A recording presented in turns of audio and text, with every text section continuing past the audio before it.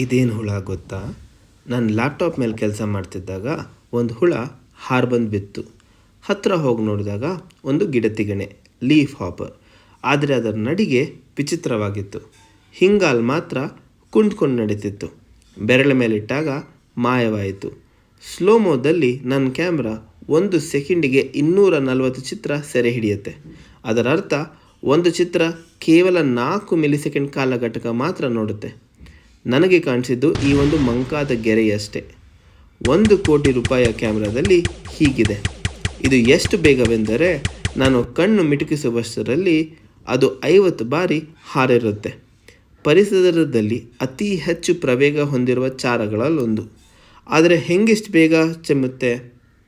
ಹೇಗೆ ನಾವು ಕವಣೆಯ ಮೂಲಕ ಶಕ್ತಿಯನ್ನು ಕೂಡಿಟ್ಟುಕೊಂಡು ಅರೆಚಣದಲ್ಲಿ ಬಿಡುತ್ತೀರೋ, ಈ ಗಿಡತಿಗಣೆ ತನ್ನ ಹಿಂಗಾಲನ್ನು ಹಿಡಿದಿಟ್ಟುಕೊಂಡು ಕೇಡುಗಾಲದಲ್ಲಿ ಸಿಡಿದು ಹೋಗುತ್ತೆ. ಆದರೆ ರಹಸ್ಯ ಇನ್ನೂ ಮುಗಿದಿಲ್ಲ. ಅದು ನೇರ ಜಿಗಿಬೇಕೆಂದರೆ ತನ್ನ 2 ಕಾಲನ್ನು ಒಟ್ಟಿಗೆ ಬಿಡಬೇಕು. ಇಲ್ಲದಿದ್ದರೆ ಅದು ಮೂಡ್ಬಿದ್ರಿ ಬದಲು ಪಾಟ್ಬಿದ್ರಿಗೆ ತಲುಪುತ್ತೆ. ಸಾಮಾನ್ಯವಾಗಿ ಇದು ಕಷ್ಟದ ಕೆಲಸವೇನಲ್ಲ.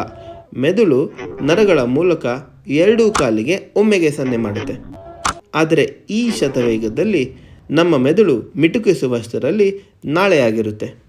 ಇದನ್ನು ಪರಿಹರಿಸಲು ಈ ಗಿಡತಿಗಣೆಯು ತನ್ನ ಸೊಂಟದ ಕೆಳಗೆ ಇನ್ನೊಂದು ಉಪಾಯ ಮಾಡಿದೆ. ತನ್ನ 2 ಹಿಂಗಾಲಿಗೆ ಹಲ್ಲು ಚಕ್ರ ಸೇರಿಸಿಕೊಂಡು ಒಂದು ಹಲ್ಲು ಇನ್ನೊಂದು ಹಲ್ಲಿಗೆ ಕಚ್ಚಿ ಜೊತೆಯಾಗಿ ಚಲಿಸುತ್ತೆ. ನಮಗಿಂತ 50